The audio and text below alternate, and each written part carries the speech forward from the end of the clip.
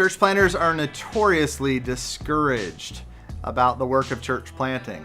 Everyone goes into church planting with this hopeful optimism about how great things are going to go. We think about the church planters that we know of from the internet and from books that have been written about church planting, and we think about the church planting experts, the guys that are in the 2% club, the guys who went to the right place at the right time and the Spirit really moved and they reached a whole lot of people. But you have to understand that is not the normal, everyday scenario for most church planters. I say it like this usually. There's about 10% of church plants and church planters at any given time in my city that they wouldn't surprise me if they called and quit. There's about 80% that I don't think they're going to quit, but they're just kind of barely making it. They're making it, they're growing a little bit incrementally at a time. And then there's 10% that are doing really exceptionally well. They're sort of exceeding expectations. And so there's about a 90% chance that you're going to be in one of those bottom two categories as a church planter.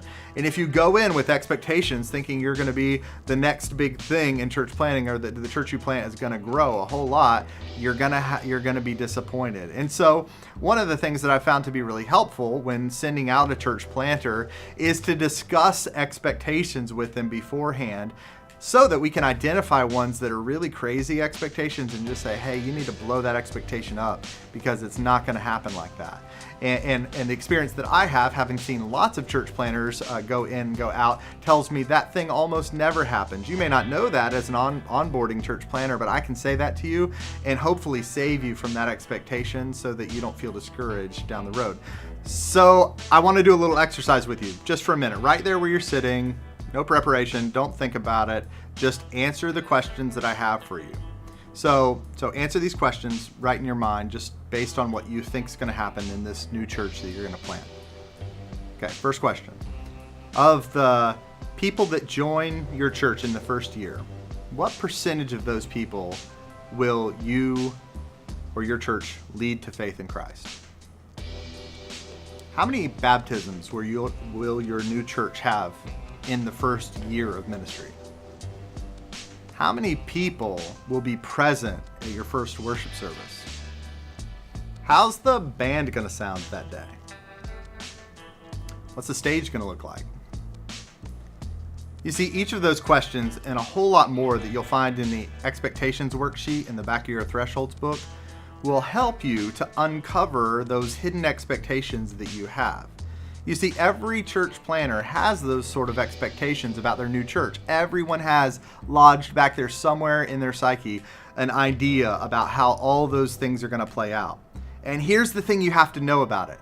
Those are the very things that Satan is going to use to discourage you when those expectations are not met down the road.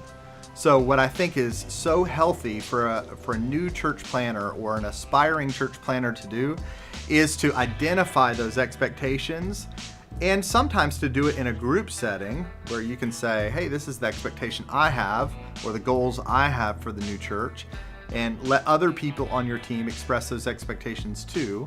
But then to actually bounce them off somebody experienced in church planting in that region so that you can find out, is that a realistic expectation or not a realistic expectation? And as you hone your expectations and temper your expectations to be modest and honest, you'll find that you are not nearly as discouraged as those expectations come into a realistic focus. So my encouragement to you would be to explore the expectations that you have hidden in your heart and mind so that you're not discouraged down the road as Satan tries to convince you that the work you're doing is not important, that it's not valid, and that you're not good at it.